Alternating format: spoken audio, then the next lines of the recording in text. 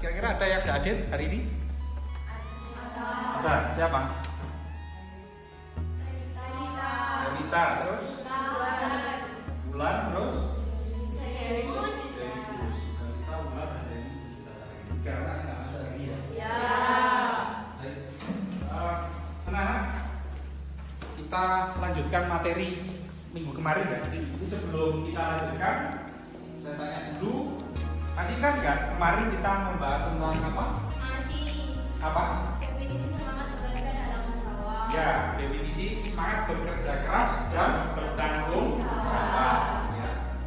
Masih ingat apa itu bekerja keras? Apa? Wah, terus ada lagi kan ingat? Ya, semangat dalam bekerja dan bersungguh-sungguh untuk meraih cita-cita. Itu. Ya. Kemudian kita hari ini akan memasuki materi selanjutnya, yaitu kita akan mempelajari tentang bagaimana sih pandangan Islam terkait dengan bekerja keras dan bertanggung jawab. Kita akan menganalisis ayat-ayat Al-Quran yang berkaitan dengan perintah untuk bekerja keras dan juga perintah untuk bertanggung jawab. Selain ayat Al-Quran, kita juga nanti akan mencari hadis-hadis yang terkait dengan bekerja keras dan tanggung jawab. Ya. Nanti sebelum saya minta untuk membentuk kelompok, ya, nanti Pak Khairul akan memutarkan sekilas ya tentang ayat-ayat Al-Quran yang berkaitan dengan bekerja keras dan tanggung jawab, dan juga hadis yang berkaitan dengan perintah bekerja keras dan tanggung jawab. Silakan nanti dicermati videonya ya, sambil kalau ada poin-poin penting silakan bisa kalian catat ya. Saya putarkan sekali.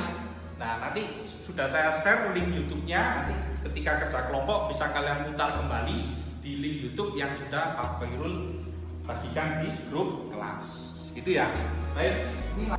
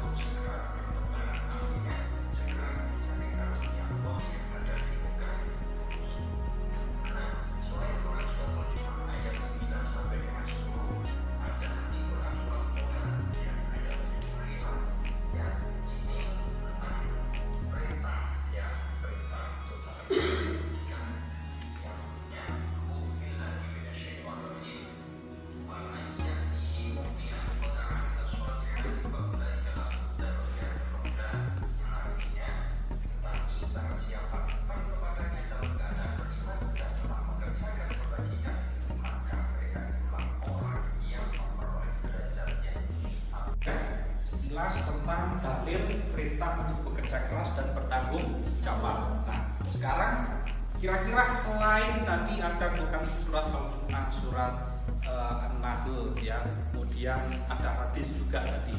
Kira-kira adakah ayat-ayat lain yang berkaitan dengan perintah bekerja keras dan bertanggung jawab? Untuk itu silakan kalian langsung membentuk kelompok seperti minggu kemarin ya, kalian cari dalil lain yang berkaitan dengan bekerja keras dan bertanggung jawab ya. Cari teks ayatnya, kemudian terjemahannya, kemudian kalau ada ya istilahnya tafsirnya ya.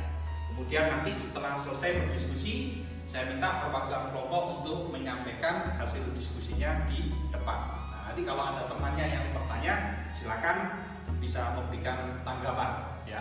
Bisa dipahami? Bisa. Oke, silakan langsung membentuk kelompok dan Surat Toha ayat 75.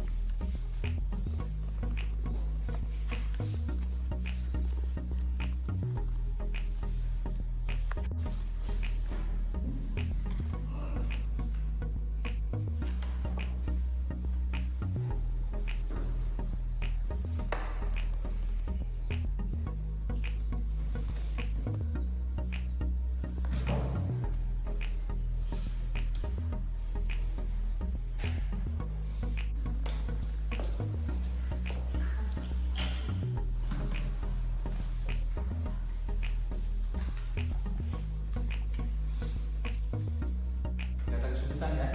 Tidak.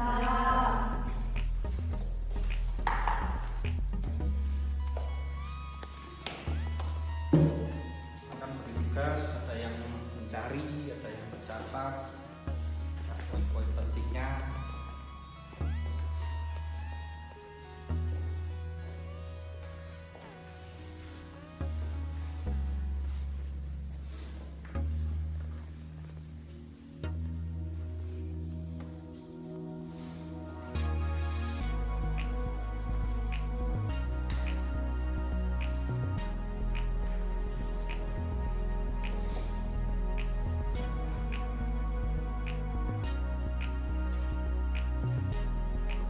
Oke, sudah selesai? Sudah habis waktunya ya? Ya. Baik, sudah selesai seperti yang Bapak Ibu sampaikan tadi. Silakan masing-masing perwakilan kelompok membacakan hasil diskusinya ya.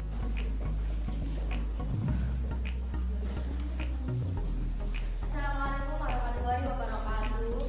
Waalaikumsalam warahmatullahi wabarakatuh.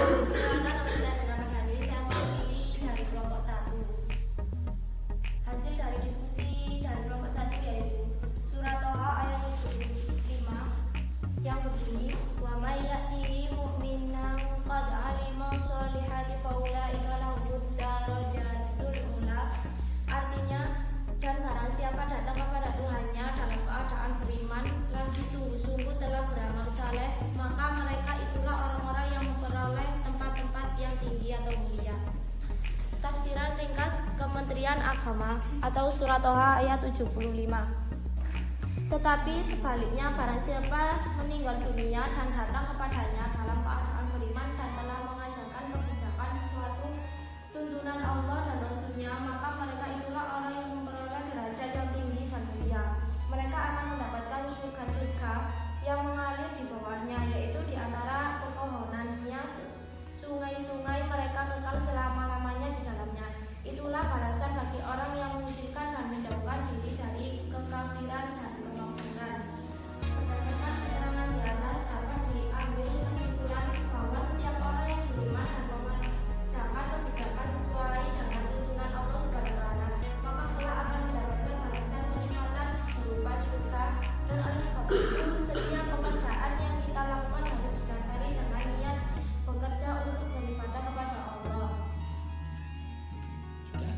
Ya, sudah. Mungkin ada pertanyaan dari kelompok lain? Ya, silakan. Pertanyaannya? Apa yang dimaksud dengan amal soleh? Amal soleh adalah amal atau perbuatan baik yang didasari dengan niatan untuk mencari ridho Allah. Contohnya sholat atau bekerja dengan niat untuk mencari rezeki yang halal supaya bisa menafkahi keluarga. Ya, amal soleh adalah amal yang didasari dengan niat untuk mencari ridho Allah. Contohnya apa tadi? Sholat. Ya, sholat. Ya, bekerja dengan niat mencari ridho Allah untuk menafkahi keluarga. Ya, amal soleh itu tidak hanya sholat sebenarnya ya. Jadi seperti kalian mencari ilmu sekolah seperti ini, itu juga bagian dari amal soleh ya. Nah, mungkin ada yang lain berikan tanggapan? Ada? Tidak ada? Oke, baik, kasih tepuk tangan untuk teman-teman dari kelompok 1 ya. Silakan bisa kembali. Berikutnya, silakan kelompok. Baik, setelah diskusi, ini ada lembar kerja untuk mengukur pemahaman kalian ya. Silakan nanti dikerjakan. Kemudian nanti ketika selesai nanti kita bahas. Setelah itu saya nilai ya. Jadi silakan dikerjakan. Itu petunjuknya dibaca ya. Petunjuknya dibaca. Kerjakan sendiri. Kemudian nanti setelah selesai nanti kita bahas.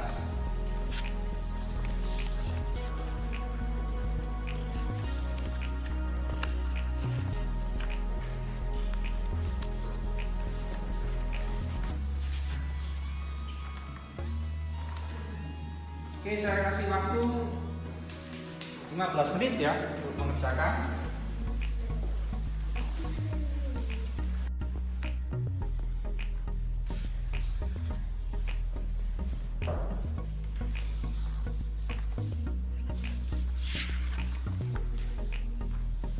Oke, sudah selesai ya? Terus, mari kita bahas. Soalnya bisa ditukar dengan temannya ya. Ditulis yang benar berapa, yang salah berapa. Oke, silakan dibaca dari sana nomor 1.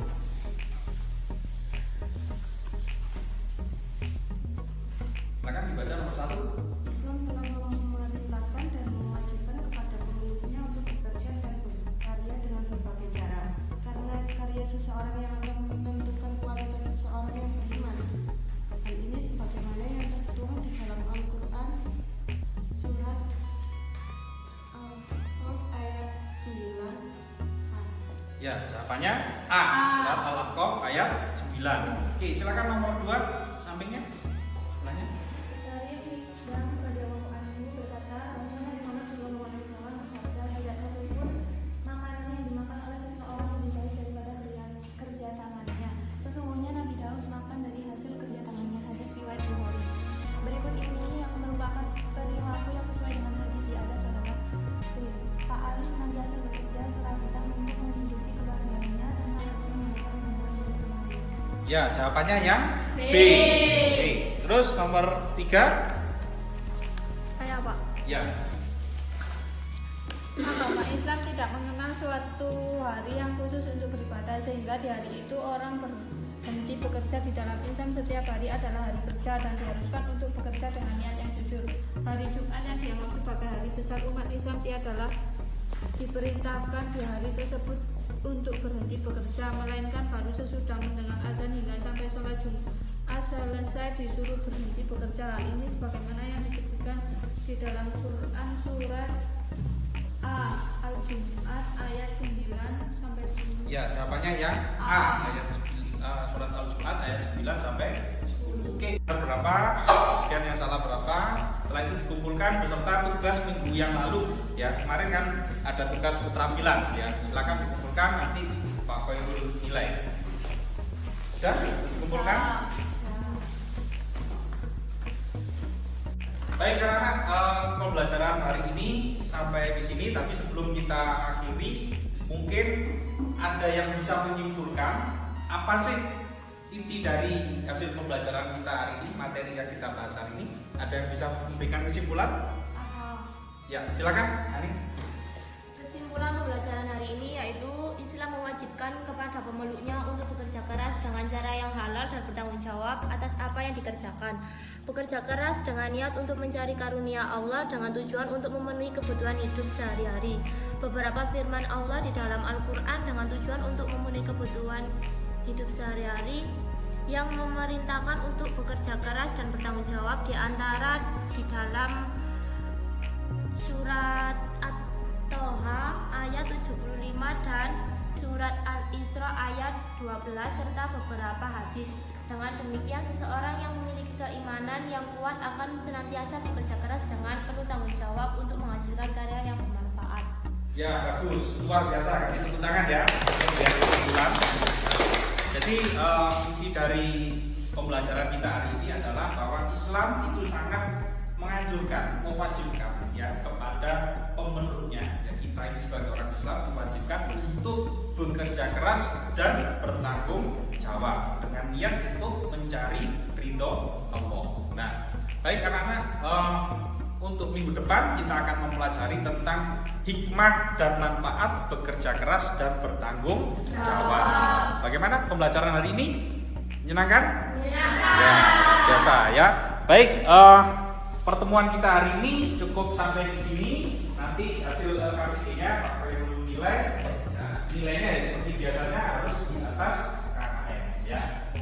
Baik anak-anak, mari kita akhiri pembelajaran hari ini dengan membaca hamdalah bersama-sama. Alhamdulillahirabbil alamin. Ya, bangkunya setelah ini dirapikan. Cukup sekian dari Pak Khairul. Kurang lebihnya mohon maaf. Terima kasih. Assalamualaikum warahmatullahi wabarakatuh.